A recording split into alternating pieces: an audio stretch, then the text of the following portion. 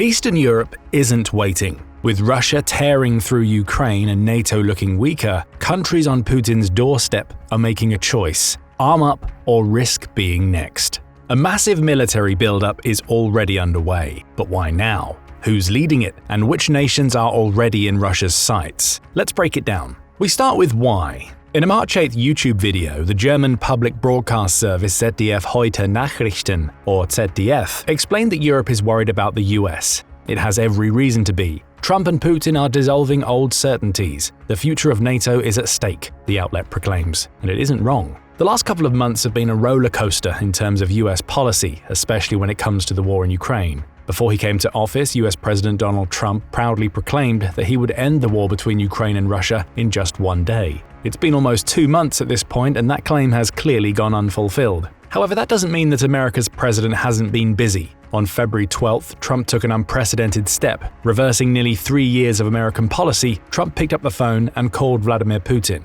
That direct call lasted for 90 minutes and marked Russia's most serious diplomatic breakthrough since Putin started his supposed special military operation in February 2022. Trump and Putin spoke about formally beginning negotiations to end the war. As for Ukrainian President Volodymyr Zelensky, he only received a phone call after Trump had spoken to Putin. The Guardian says that this laid the foundation for Trump's approach to the Ukraine war: speak to Putin first, then lay the terms of the conversation down to Zelensky. The call seemed to mark a turnaround in US policy, not only towards Ukraine, but for the rest of Europe.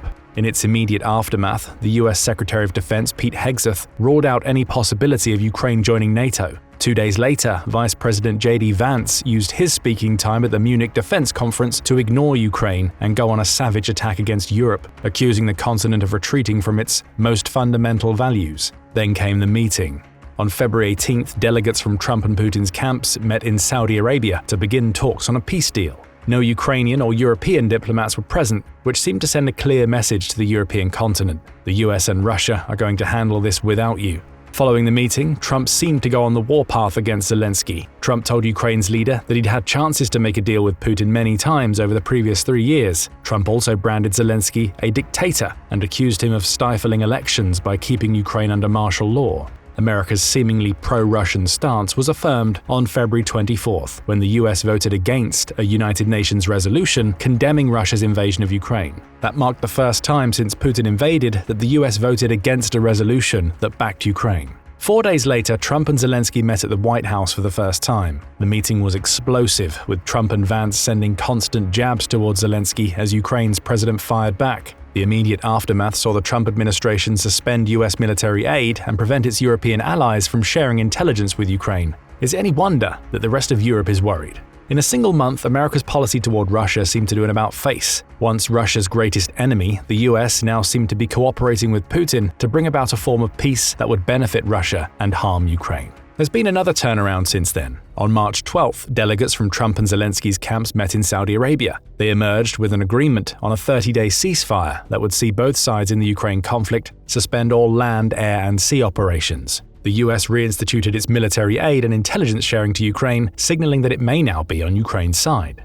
As we said, it's been an absolute rollercoaster, and many countries in Eastern and Central Europe have had enough. This constant flip-flopping in US policy isn't providing the sort of level-headed and stable military leadership that Europe is used to enjoying. America has become a wild card in many nations' eyes, and it's that wild card status that's inspiring a massive military buildup. The countries closest to Ukraine, and especially those that share borders with Russia or its ally Belarus, are arming themselves to the teeth. That brings us to an obvious question: which countries are trying to make themselves stronger? Estonia, for one. One of the 3 Baltic states, along with Latvia and Lithuania, Estonia has a long history with Russia. The small country of just 1.37 million people was once part of the Soviet Union. It gained its independence on August 20th, 1991, with the remains of the Soviet Union recognizing that independence the following month. Estonia was free.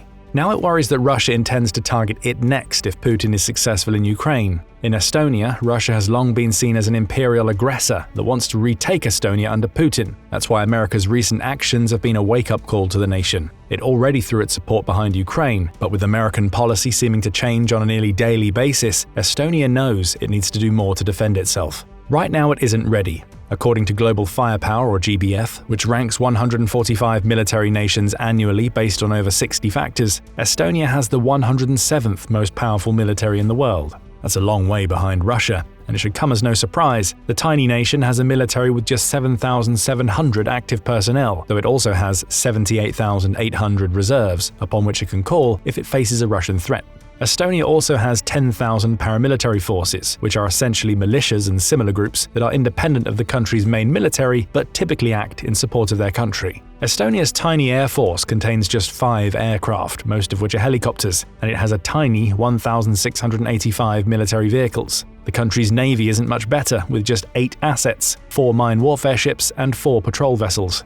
Still, it's doing everything it can to get stronger. On September 17, 2024, Estonia opened a military camp that allowed it to accommodate NATO forces close to the Russian border. That camp can accommodate 1,000 troops across 8 halls and serves as a vital link between Estonia and its NATO allies. The country's Minister of Defense, Hanno Pevkur, says the new camp serves a requirement for Estonia to be ready to host allies on a much larger scale according to NATO's new defense plans. That readiness includes providing vital supporting infrastructure, such as maintenance facilities and places to store equipment. It may not seem like much, but it's a start, with the camp helping to deepen Estonia's ties with the allies upon which it will rely, with or without US involvement, should it ever face a war with Russia. Estonia is also ramping up its military spending. In 2025, it plans to spend 3.4% of its gross domestic product, or GDP, on defense. That's notable because it's substantially more than NATO's recommendation of 2% of GDP spending. It's also building closer ties with France, throwing its full support behind a French initiative to spend most of a planned multi-billion-dollar European Union military fund on European weapons, rather than those from the US. Estonia's Prime Minister, Kristen Michal, has also backed calls, made by Donald Trump, for NATO countries to hit 5% of GDP spending on defense. "We know our adversary," Michal said. "Just as Poland, Latvia and Lithuania must aim for 5% in defense spending, so must we."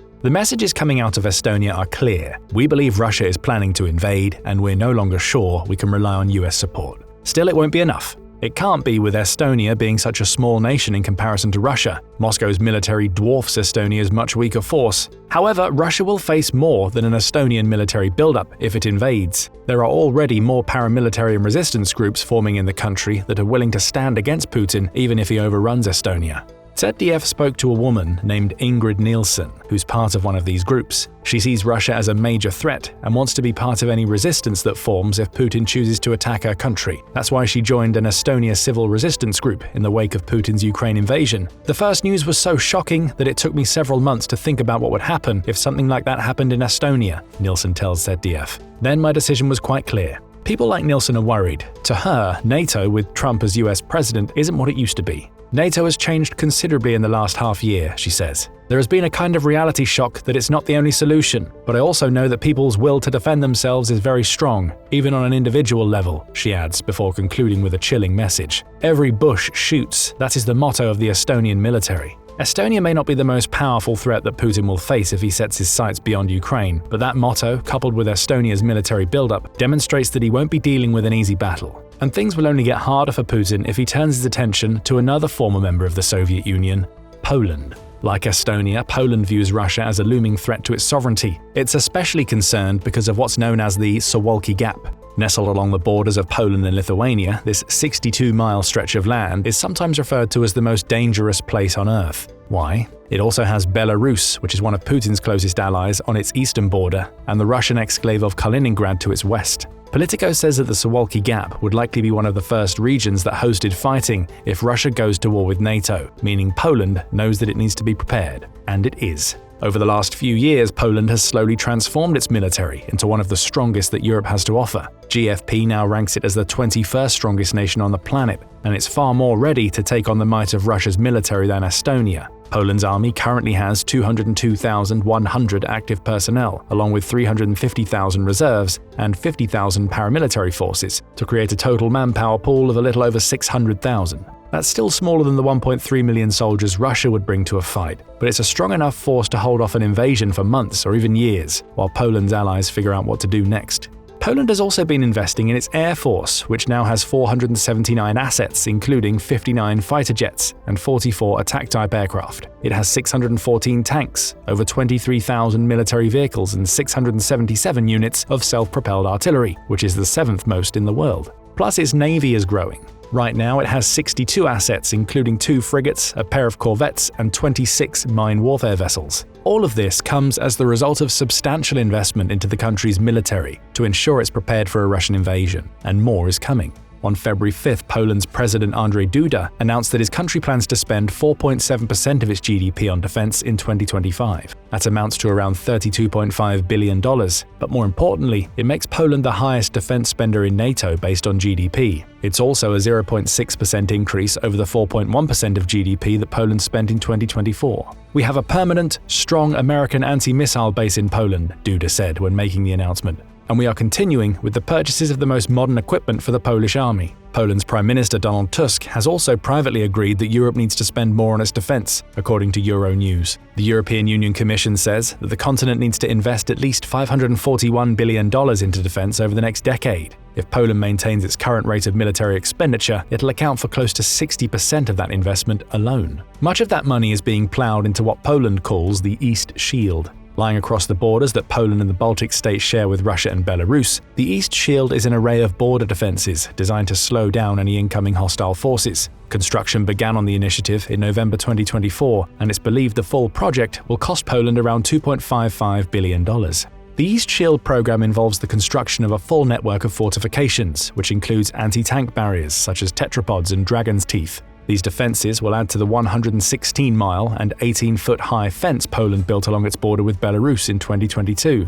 At the time, the fence was built to prevent illegal border crossings. Now, along with the rest of the East Shield, it's perfect for slowing the Russian ground forces. That fence is also loaded with electronic devices and sensors that alert Polish authorities as soon as somebody attempts a crossing. Think of it as an early warning system for a ground invasion. As soon as Russia attempts to enter Poland, the alert is sent. The East Shield then slows those Russian forces down, giving Poland's military a chance to fortify and prepare its defenses. Poland's military buildup isn't stopping there. On March 7th, Donald Tusk announced that the Polish government is working on a plan that will introduce military training for every adult male in Poland. That plan is in aid of Tusk's belief that Poland needs an army of 500,000 soldiers, including reservists, to fend off the Russian threat. "We will try to have a model ready by the end of this year so that every adult male in Poland is trained in the event of war, so that this reserve is really comparable and adequate to potential threats," Tusk said in a speech to Poland's lower houses of parliament. The plans also come amidst Poland's goal of increasing the size of its active army from 200,000 to 220,000 by the end of 2025. The country aims to hit 300,000 active service members overall, meaning the mandatory military training would help to supplement those numbers and provide the reservists needed in the event of a Russian invasion.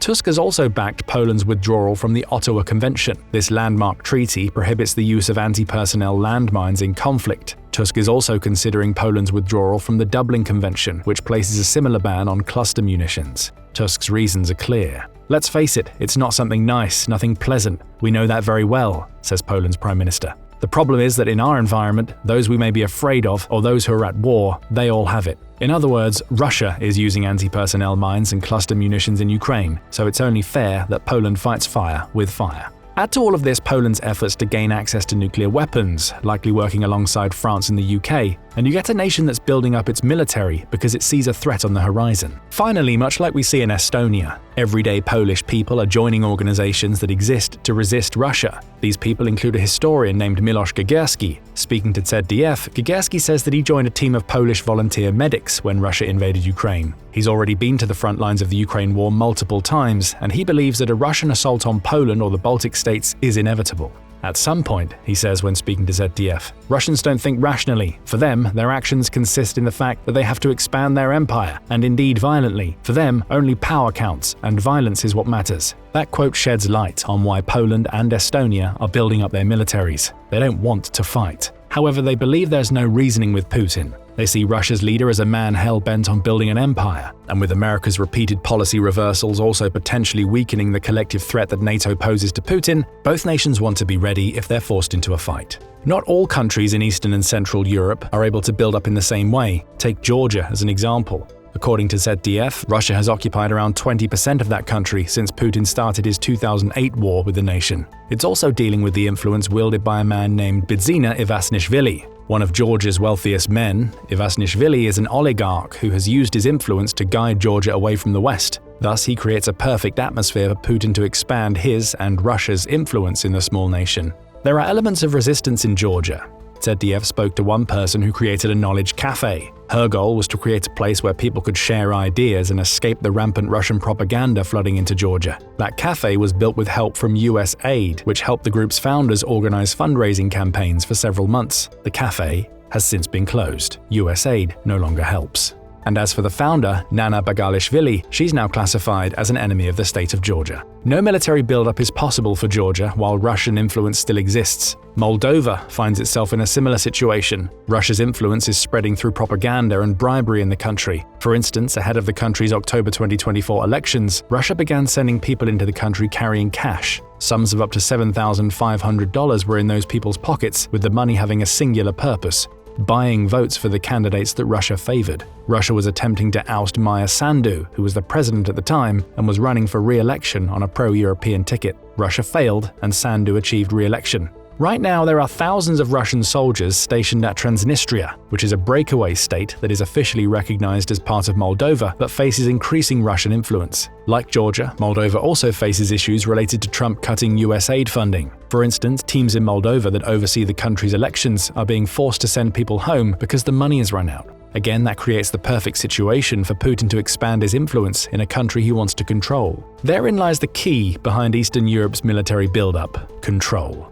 The likes of Estonia and Poland see Putin for what he really is. They see Russia as a country that wants to do nothing other than control as much of Europe as possible. The only way to combat Putin's desire for control is to build up, to show Russia that Eastern and Central Europe won't capitulate to what Putin wants. Georgia and Moldova are already struggling under Russian influence. Estonia and Poland don't want to share the same fate and will prepare themselves, with or without the help of the US. But what do you think about Eastern Europe's military buildup? Will it be enough to stop Putin? What role, if any, will the US play should Putin turn his attention to other European nations if he wins in Ukraine? Share your thoughts in the comments, and thank you for watching the video. Now go and check out Russia Can't Believe It, Poland Seeks Nukes and a 500,000 Army, or click this other video instead.